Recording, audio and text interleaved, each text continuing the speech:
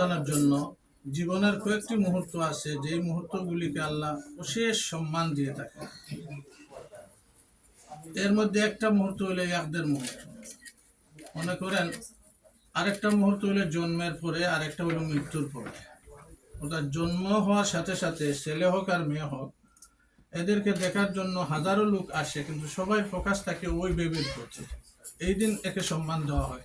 Chairman sir আসলেও ওইদিকে তাকায় না মানুষ, প্রেসিডেন্ট আসলেও দেখে না, বেবি দেখতে আসছে, এরা দেখে, এরা সম্মান। জন্মের সাথে সাথে একটা সম্মান দেয়, আর মারা যাওয়ার পরে আরেকটা সম্মান দেয়। সবাই আসে, বড় বড় লোক আসতে পারে, কিন্তু লোক ওইদিকে তাকায় না, ওই যে লোক মারা গেছে তার দিকে তাকায়। আর আরেকটা মুহূর্ত মাঝখানে হলো এই মুহূর্ত, যখন আকাদ হয়, নিকাহ বন্ধনে আবদ্ধ হয়, তখন ছেলে এবং মেয়ে এই দুজনেরই সম্মান থাকে, আল্লাহ সম্মান দেয় সবাইকে।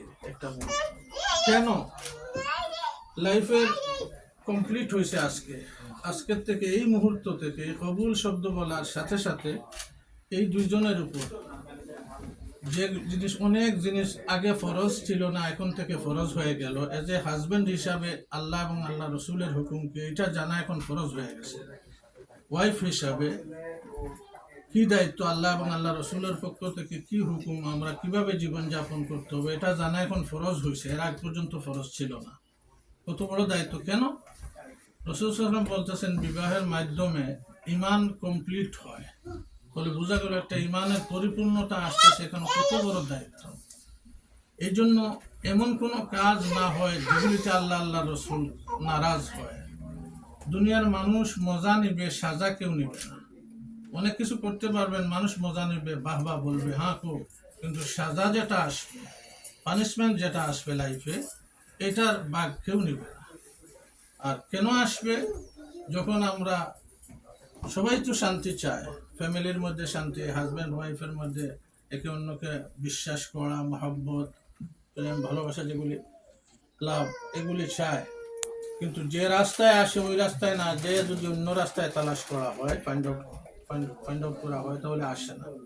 এই জন্য যদি স্ত্রী এবং স্বামীর মধ্যে ভালোবাসা না থাকে, তাহলে দুনিয়ার জিন্দগিটাই একটা জাহান্নাম। মরার পরে আর চেক করা লাগবে না জাহান্নাম কি, দুনিয়াতেই জাহান্নাম।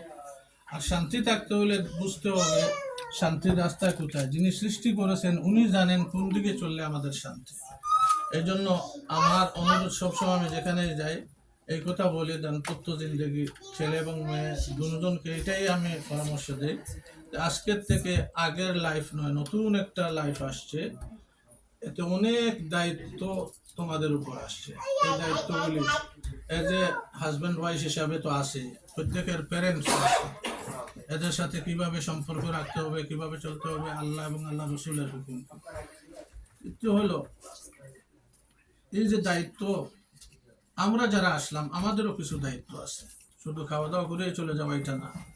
রাসূল সাল্লাল্লাহু আলাইহি ওয়াসাল্লাম বলেন, এরকম কোনো অনুষ্ঠানে যদি পৌঁছো যাও, ইনভাইটেশন পাও, তাহলে তোমরা একটা দোয়া করবা, বারাকাল্লাহু লাকুমা ওয়া বারাকা আলাইকুমা ওয়া জামা বাইনাকুমা। অর্থাৎ দুজনের জন্য বরকতের দোয়া। গিফট অনেক হইতে পারে, দুনিয়ার গিফটের কোনো মূল্য নেই।